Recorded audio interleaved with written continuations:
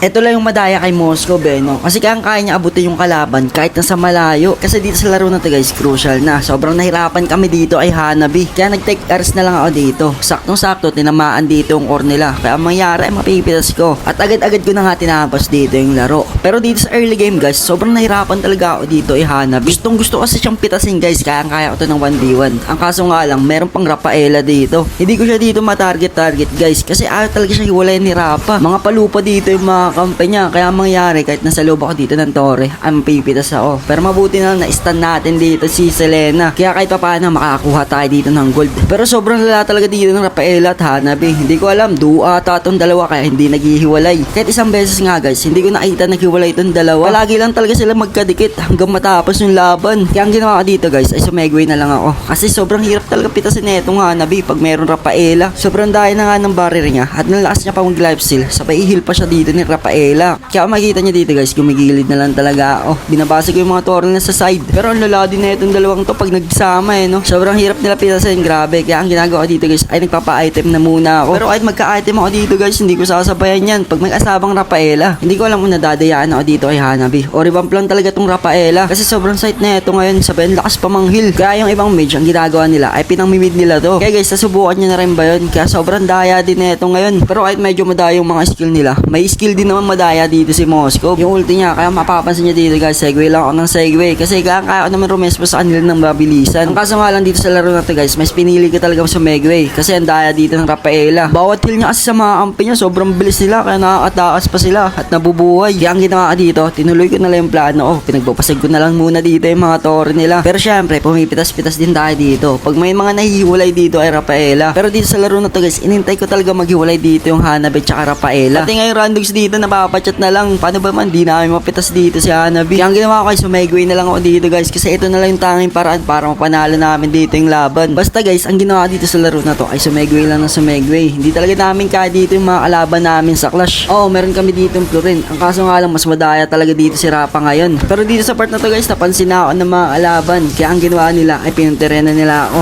Mapipitas tayo dito sa part na to. Di na ako maatakas. Pero syempre, kahit ganun, hindi tayo titigil. Sa segway pa rin tayo dito ng sa segway. Pero isang beses guys, makukuha namin dito yung Lord Ang kaso nga lang, madidip agad dito ng mga kalaban namin. Ang lakas din kasi magdip na ito nga Hanabi guys, kaya sobrang nahirapan kami dito tapusin yung laro. Pero dito sa part na to guys, napitas namin si Hanabi. Kaya balak na sana tapusin namin dito yung laban. Ang kaso nga lang, sobrang daya talaga ng hindi ni Rafaela. Kaya ang nangyari, makakatakot ko sila dito. Hindi na namin pinilit to. Nag-out na lang kami para kunin dito yung Lord. Makuha namin dito yung Lord. Ang kaso nga lang, mahirapan kami end kasi sobrang sight talaga dito ni Hanabi. Sabay nung pag-out namin guys, mapipitas yung dalawa sa amin dito. Kaya ang gagawin ng mga kalaban namin dito ay all mid na nila. Mapipitas pa yung YSS namin dito. At saktong-sakto guys, may napapansin ako dito sa mapa. Kasi ang daming minions dito sa bot lane. At mabubuhay dito si Cecil. Kayang-kaya to i-dip. At napansin ko ang kayang-kaya ko yung magdi-dip dito. Ang ginawa ko ay sinibat ko na siya agad para pitasin. Nagpatipato na ako dito guys. Mabuti lang tinamaan dito si Habusa. Kaya ang ginawa ko ay pinitas ko na siya agad. Kung dito tinamaan guys, tatagal pa sana dito yung laban. Kaya dito natapos yung laro. Nice game dito sa mga kampikot na kalaban. Lalo-lalo dito sa Hanabi at Rapa. Grabe, sobrang nahirapan kami. Nice game sa inyo.